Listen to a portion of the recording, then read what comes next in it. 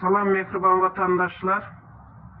Benim bir Türkmen vatandaşı olarak sizin sesinize sesimi koşmak için bu videoyu çekmeye karar verdim. İlk baştan Kurbanqulu Berdimuhamedov'a sesleniyorum. Kurbanqulu, sen ne hile adam? Adam mısın? Adam sıfatlı şeytansın. Adam sıfatlı hayvansın. Senden adam da olmaz, prezident hiç olmaz. Sen prezident olup yurdumuzda ne hak kaldı, hak hukuk kaldı, ne bir adalet kaldı, ne bir hazinesinde bir pulu kaldı. Hiçbir zadı kalmadı. Sen adam değilsin. Senin gibi adam sıfatlı hayvan bizim Türkmenistan'ımızdan gümünü çekse hem rahat yaşayacak. Sen hayvan, adam değilsin. Sen adam değilsin. Hayvan, Türkmenistan'ın içinde adalet yok. Adalet bolsa, Türkmenistan'da bir adamı öldürene sen 24 yıl ceza kesesen, 24 yıl ceza kesesen bir adamı öldürene, sen hayvan prezident olup virüsü gizlep, virüs yok deyip kaç adamı öldürdün. Hayvan sen, hayvan, vahşi hayvan sen. Virüsü gizledin, virüsü vaktinde sen açığa çıkartmadın. Hem yurdun başbakanları, prezidentleri, sağlık bakanları televizyonda hemmesine haber veredi. Halkını korumak için halkına haber veredi. Senin neyme? Vatan programında hormatlı prezidentten başladı, hormatlı prezidentin bilen kurtardı. Hormatlı prezident ölsün, ölsün. Bu hayvan bütün dünyada maskara. Bütün dünya maskara oldun ey bir yurt dışındaki prezidentlerin elini sıkıp şeytan gülüşten gülesen hayvan bir utansana, senin boluşuna, senin halına ben utanıyorum. Türkmen vatandaşı olup ben utanamam. Yurt dışında işlep yürüyenlere vatan haini diyorsun. Vatanın pulunu yedik mi? Vatanın adamlarının birine zarar verdik mi? Kimin zadına zarar verdik? Hiç kime. Tam tersi kıynalan halkımıza kömek etmek için beri de yürütmüş bize. İşlep yürütmüş. Sen hayvan, halkına iş veren yoga, neme bilen yaşamalı. Beri de işlep ailemizi bak oturtmuş. Beçelerimizi okudu oturtmuş. Sen köpeğin aydanına kulak koysak örde hem açlıktan ölmeli. Ördeki yaşa oturan adamların hemmesi senden irdi, senden doydu, artık gümünü çek. Orada yaşa oturan doğanıma soradım. Aylığını alıp bile oturtmusan dedim. Geç olsa hem az bir oturan. Senin bütün aylığın niçe manat dedim. Dollurda öğürüp aytmana niçe manat dese. Dollara öğürsem 15 manat, 15 dollar oladı dedi. Ya 15 dollar yetemdi dedim. Doğanıma soradım. 15 dollar bile yaşamak normalmiş hocaydı dedim.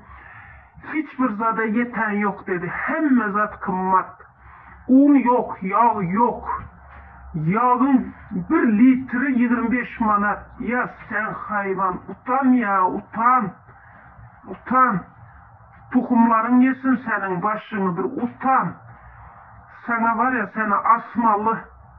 Sen bir adamı öldürene 25 yıl ceza kesesen, sen yüzlerce adam öldür otursan örden, senin yüzünden, senin derdinden, sen iş veren yok yaşlara, kança yaşlar özünü astı, kança yaşlar özünü astı, pul yok, nan yok, zat yok, hemme zat kımmat. Kança adam virüsten öldü, senin insafın var mı? Vicdanın var mı? Sen şu ölenlerin yerine öz sevdiklerinden birini koydun mu? Milletin oğulları ölü oturan, askerliğe giden yerinde armiyada oğulları ölü oturan. Sen şu oğlanların yerine, bittesinin yerine bir oğlunu, özün oğlunu koyup gördün mü? Hiç mi vicdanın sızlamadı mı? Şu radikillerin yerine özünü koyup gördün mü? Sende vicdan yok, yürek yok. Sen iki ayaklı insan tipli hayvansın. insan tipli ne bileyim şeytansın. Artık senin yerin yok, gümünü çek.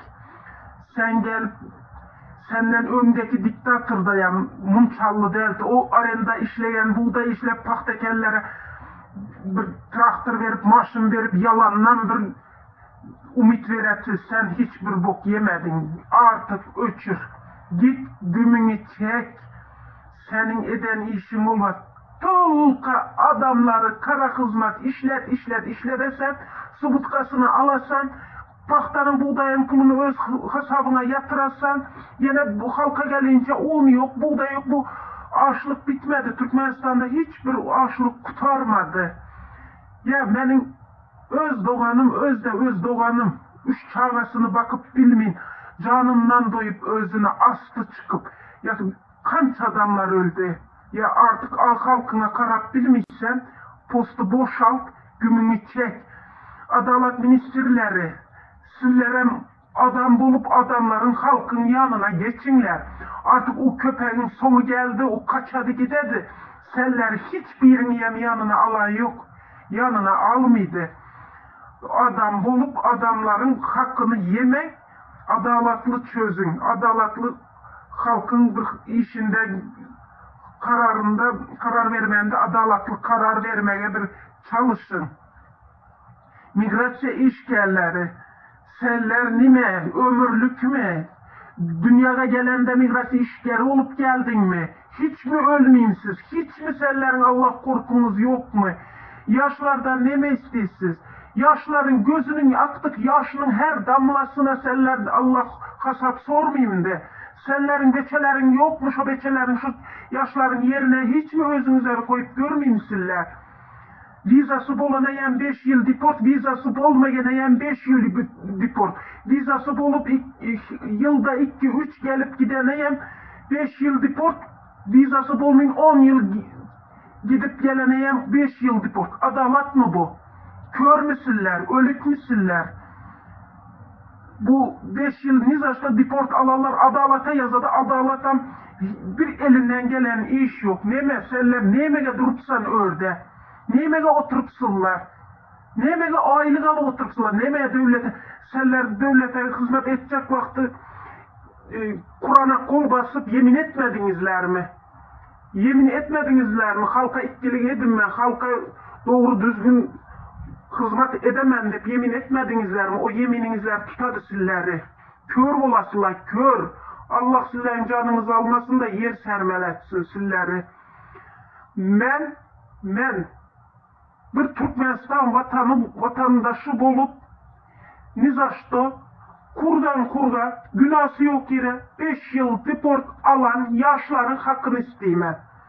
5 yıl deport alan hemme yaşların deportunun kaldırılmasını isteyeyim. Vizalarına karalsın. Elindeki dokumentlerine karalsın. Giden gelen vizalar peçatlarına karalsın. Ne için? Sebebi yok. Deport koyadılar. Ne için koydun? Bolanok. Neme bolan yok? Neme? Bolmayan zat ne meselelere? Men Türkmen vatandaşı olup yaşların arkasında ölünce